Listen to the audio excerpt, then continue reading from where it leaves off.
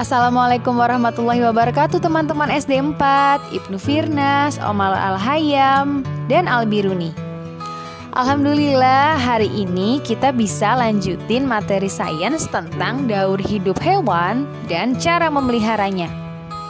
Semoga teman-teman selalu sehat dan bisa menjalani ibadah di bulan Ramadan ini dengan lebih baik dari sebelumnya.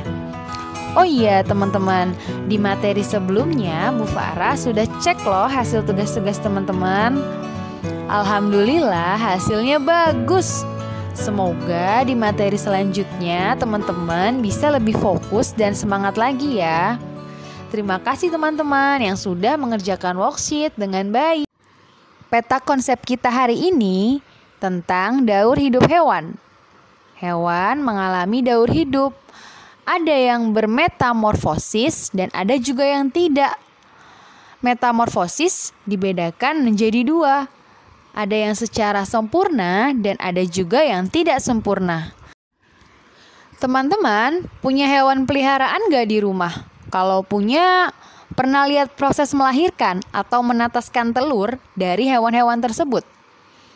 Nah, proses yang dialami makhluk hidup dimulai dari awal hidup di bumi ini, lalu tumbuh, berkembang, menjadi makhluk hidup dewasa, sampai dia mati disebutnya daur hidup.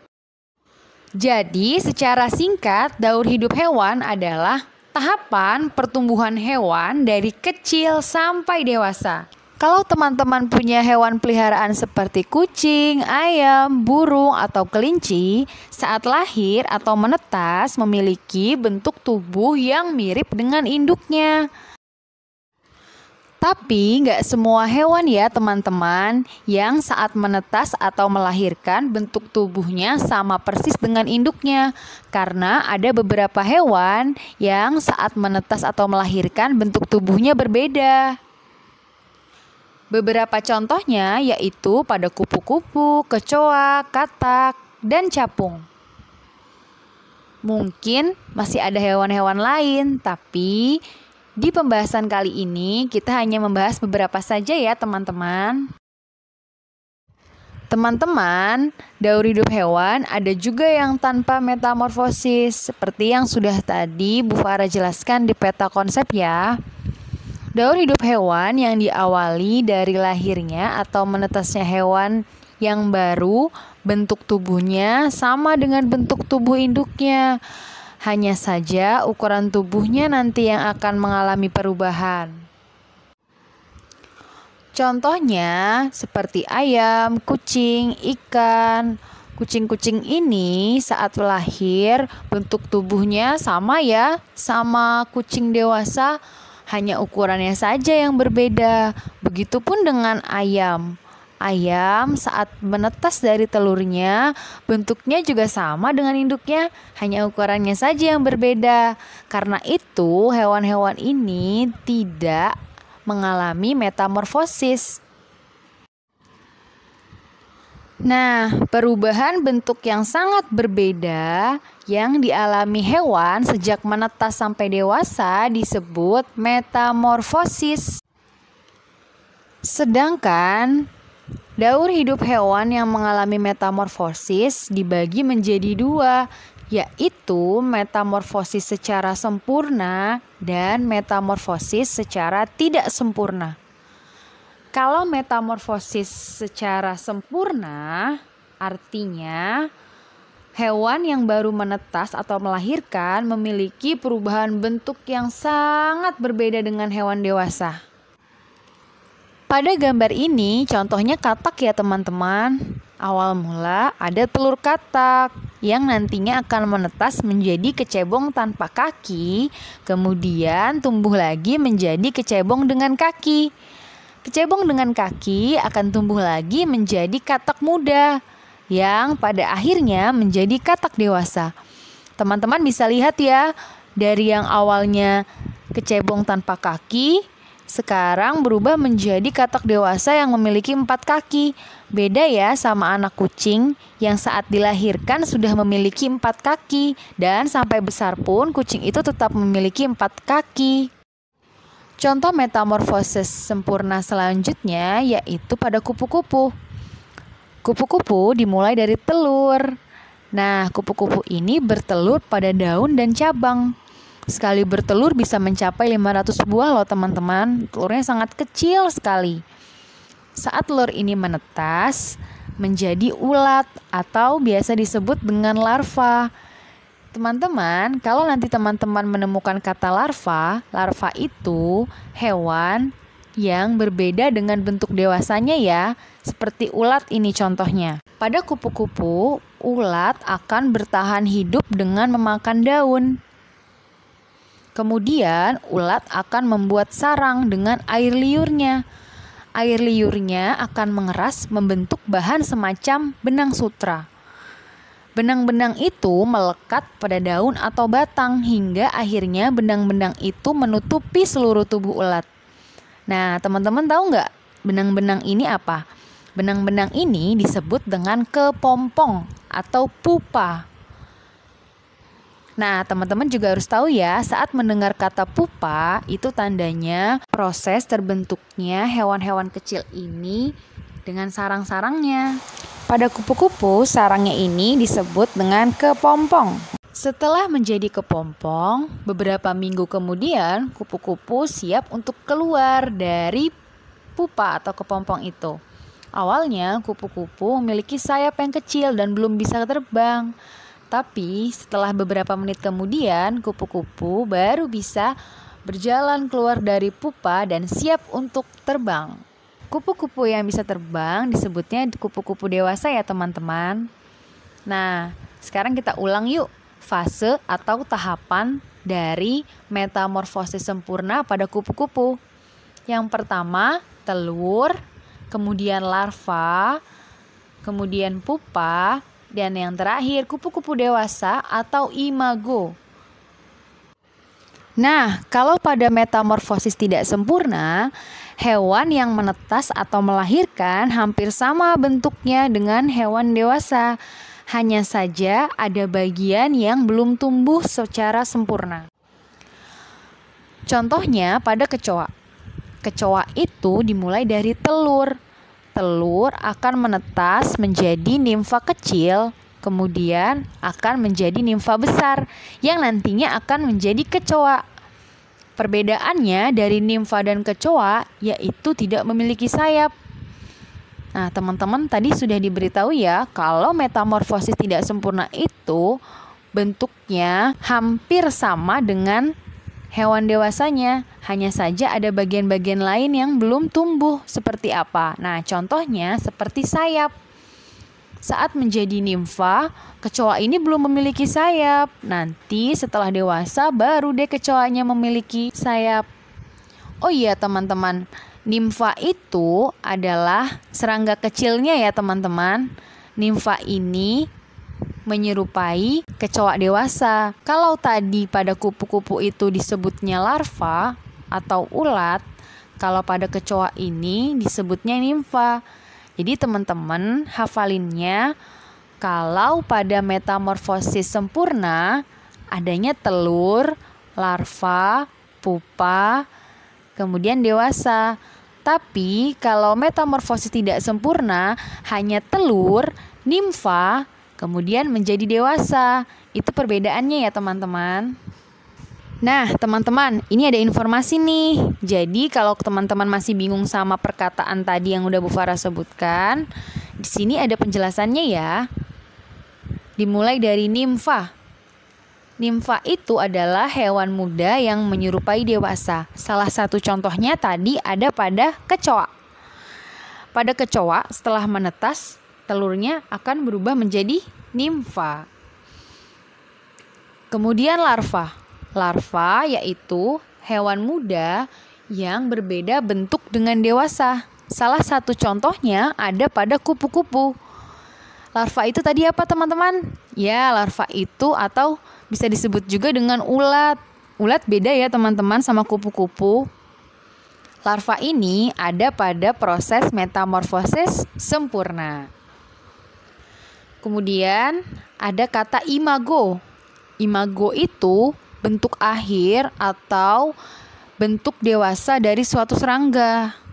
Tadi kalau pada kupu-kupu, ya jadinya kupu-kupu dewasa. Dan kalau dari kecoa, jadinya ya kecoa dewasa. Begitupun dengan hewan lainnya. Yang terakhir pupa. Pupa itu salah satu contohnya ada pada di kupu-kupu ya teman-teman. Kupu-kupu tadi akan membuat pupa atau kepompong. Nah, alhamdulillah teman-teman, sekarang kita coba lagi yuk ulangi tahapan fase atau perubahan metamorfosis sempurna dan tidak sempurna. Bu Farah ulangi ya. Kalau metamorfosis sempurna itu perubahan bentuknya berbeda banget dengan bentuk induknya. Yaitu dari telur, larva, pupa, kemudian menjadi dewasa. Selanjutnya, kalau metamorfosis tidak sempurna, yaitu perubahan bentuk yang hampir sama bentuknya dengan dewasa. Prosesnya yaitu telur, nimfa, kemudian langsung menjadi dewasa. Nah, yang terakhir kita akan membahas cara memelihara hewan. Teman-teman, kalau punya hewan peliharaan di rumah, kita harus bertanggung jawab ya. Bertanggung jawab untuk memelihara hewan tersebut. Bagaimana caranya? Yang pertama, membuatkan kandang. Walaupun gak semua hewan itu memerlukan kandang, tapi mereka lebih seneng loh kalau dibuatin kandang. Contohnya kucing. Kucing pasti seneng kalau dibuatin kandang atau rumah-rumahan dari kardus. Apalagi kandangnya itu bersih dan nyaman. Pasti hewan tersebut suka. Yang kedua, kita harus memberi makanan yang sesuai. Hewan juga butuh makan ya teman-teman. Contohnya kelinci dan kambing yang suka makan daun-daunan. Kucing dan anjing yang suka makan daging. Nah, untuk ayam juga harus makanan yang sesuai, yaitu biji-bijian atau buah-buahan. Kalau kita asal-asalan, bisa-bisa hewan tersebut akan sakit dan nantinya bisa mati. Yang ketiga, yaitu dengan menjaga kebersihan tubuh hewan. Kutu dan penyakit hewan bisa berpindah loh ke tubuh manusia kalau kita nggak memperhatikan kebersihan tubuh hewan. Oleh karena itu, kita harus rajin membersihkan tubuh hewan peliharaan kita. Hewan yang berambut atau berbulu mudah sekali loh dihinggapi kutu. Jadi teman-teman harus bisa menjaganya ya. Teman-teman, sebelum kita akhirin pembelajarannya, Bu Farah punya video nih dari YouTube. Tonton yuk. Metamorfosis capung. Capung merupakan serangga yang masuk ke dalam ordo Odonata, yaitu suatu ordo pada serangga yang berbeda sejak awal dalam penentuannya dari ordo serangga lainnya. Odonata digolongkan berdasarkan giginya, termasuk capung. Para serangga dalam ordo ini telah ada dari zaman purba dulu, yaitu sejak sekitar 300 juta tahun yang lalu. Capung biasanya selalu ditemui di dekat air, karena air merupakan tempat di mana mereka akan bertelur dan menghabiskan masa pradewasa anak-anaknya. Pada umumnya, capung dapat ditemukan di wilayah tropis. Seperti jangkrik, capung mengalami metamorfosis tidak sempurna. Ini berbeda dengan metamorfosis pada kupu-kupu, katak, dan kumbang. Hal ini karena capung hanya mengalami perubahan semasa hidupnya. Siklus hidup capung terdiri dari telur, nimfa, kemudian capung dewasa yang akan kawin dan menghasilkan generasi capung yang baru dengan siklus yang sama.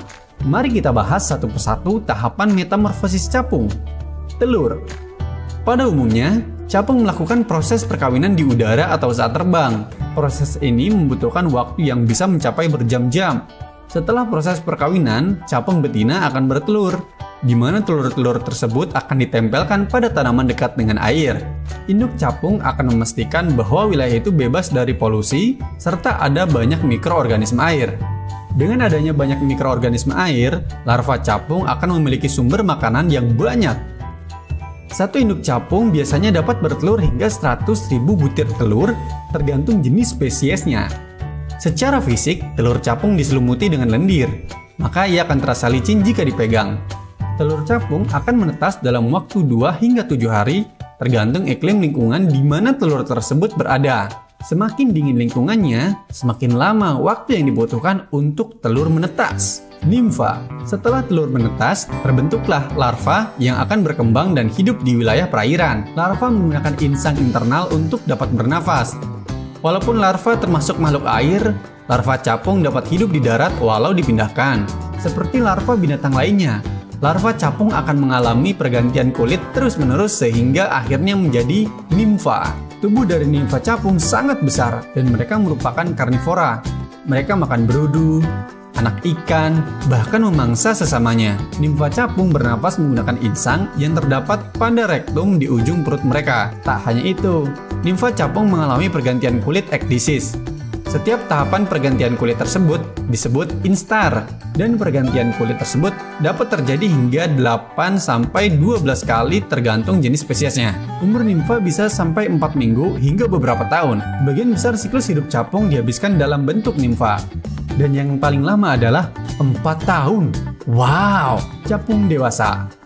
Setelah berkembang dalam lingkungan serta cuaca yang mendukung dan stabil, nimfa capung akan menjadi capung dewasa dalam tahap terakhir metamorfosisnya. Mereka akan merayap keluar dari air menggunakan ranting tanaman untuk keluar dari kulit nimfa yang juga disebut sebagai exuvia. Sayap dari capung muda biasanya belum berkembang maksimal dan sebagian dari kepala mereka dapat dilihat. Tubuhnya juga masih lunak dan warna tubuh mereka juga belum terlihat. Jika mereka dapat bertahan dalam seleksi alam, capung muda akan menjadi capung dewasa dengan tubuh yang sempurna dan hidup selama 2 hingga 4 bulan. Nah, itulah tadi tahapan metamorfosis capung. Semoga penjelasan ini bermanfaat dan menambah pengetahuan ya. Jangan lupa untuk like, comment, subscribe, dan nyalakan lonceng notifikasi.